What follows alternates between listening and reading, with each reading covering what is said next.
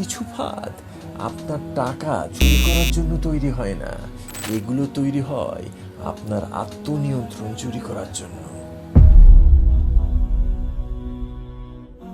জীবন মানুষকে অদ্ভুতভাবে পরীক্ষা করে, শুধু বড় বিপর্যয় বা দুঃখের মাধ্যমে নয়, বরং ছোট ছোট অস্বস্তিকর মুহূর্তের মাধ্যমে।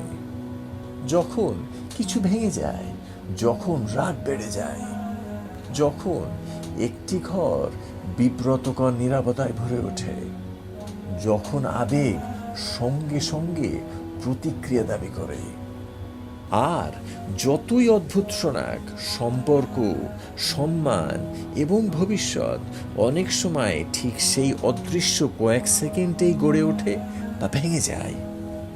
কারণ কঠিন মুহূর্তে মানুষ সাধারণত দুইটির একটি কাজ করে, হয় আবেগের কাছে আত্মসমর্পণ করে, না হয় তার উপরে উঠে দাঁড়ায়, হয় এমন কথা বলে যা পরে মুছে ফেলতে চায়, অথবা সংযমের সেই বিরল শক্তিকে আবিষ্কার করে। এজন্য প্রজ্ঞা শুধু বড় বিপর্যয়ের সময় পরীক্ষা হয় না, অনেক সময় এটা পরীক্ষা হয় সবচেয়ে ছোট, সবচেয়ে সাধারণ মুহূর্তগুলোতে। কারণ একটি মাত্র অস্বস্তিকর সেকেন্ডে একজন মানুষ অজান্তেই বেছে নিতে পারে অনুশোচনা অথবা পরিণত মানসিকতা। ডেনা পার্টির অপমান এবং উইনস্টন চার্চিল।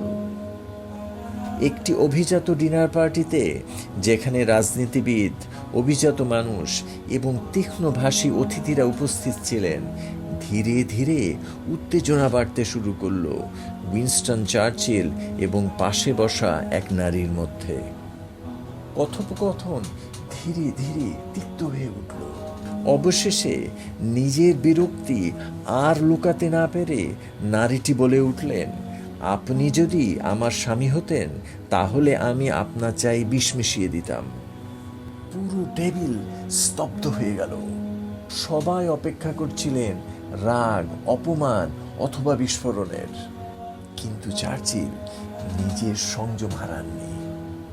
কণ্ঠস্বর না বাড়িয়ে, এক মুহূর্ত দেরি না করে তিনি শান্তভাবে বললেন, আর আপনি যদি আমার স্ত্রী হতেন তাহলে আমি সেটা খেয়েই ফেলতাম। পুরো ঘর হাসিতে ফেটে পড়ল। একটি মাত্র বাক্যে উত্তেজনা মিলিয়ে গেল। গল্পটিকে স্মরণীয় করে তোলে শুধু তার বুদ্ধিদীপ্ত উত্তর নয়, বরং তার পেছনে আবেগ নিয়ন্ত্রণ। বেশিরভাগ অস্বস্তিকর পরিস্থিতি বিপর্যয়ে পরিণত হয় অপমানের কারণে নয়, বরং মানুষ আবেগের কাছে নিজেকে হারিয়ে ফেলে বলে। তারা খুব দ্রুত প্রতিক্রিয়া দেখায়, আত্মরক্ষামূলক হয়ে পড়ে, নিজের অহংকার বাঁচাতে মরিয়া হয়ে যায়। কিন্তু চাপের মধ্যে স্থির বুদ্ধিমত্তার এক অদ্ভুত শক্তি আছে। অনেক সময় শান্ত হাস্যরস রাগের চেয়ে দ্রুত শত্রুতা নিরস্ত করতে পারে। আর অনেক সময় ঘরের সবচেয়ে শক্তিশালী মানুষটি সেই ব্যক্তি যে আবেগগতভাবে অটল থাকে যখন অন্য সবাই নিয়ন্ত্রণ হারিয়ে ফেলে। মেসেজ দেখা হয়েছে কিন্তু উত্তর আসেনি।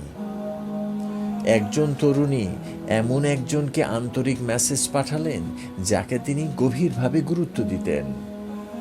ঘন্টা পার হয়ে গেল, তারপর পুরো একটা দিন।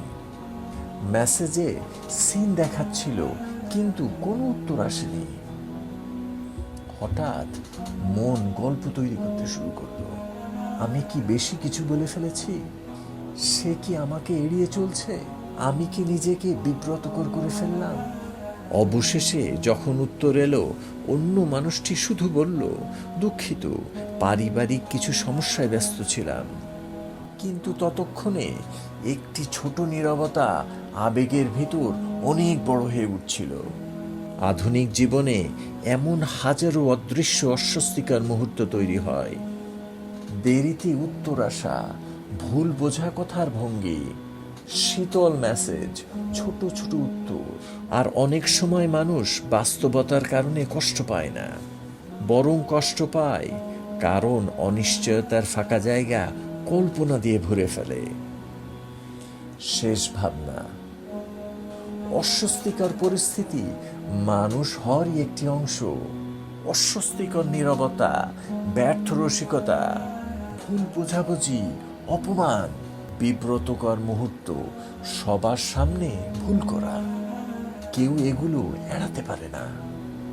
কিন্তু জ্ঞানী মানুষ ধীরে ধীরে একটি গুরুত্বপূর্ণ বিষয় বুঝতে শেখে। মুহূর্তটি নিজে সাধারণত আমাদেরকে ধ্বংস করে না, আমাদের প্রতিক্রিয়াই তা করে।